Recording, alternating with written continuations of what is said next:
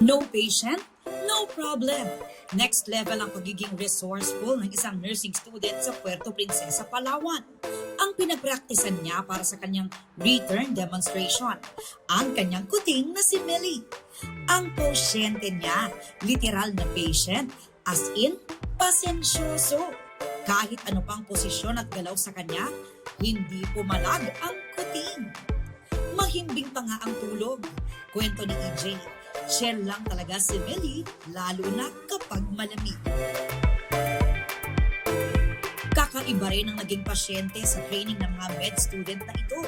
Ang kanilang precision at proper handling technique, sinanay nila sa karneng baboy. Di ba may kasabihan nga na pag may tiyaga, may adobo? Matapos pagpraktisan ng karneng baboy, inuwi at niluto. Presenting ang adobong sutured in fine medical grade threads. Literal na suture muna bago saute.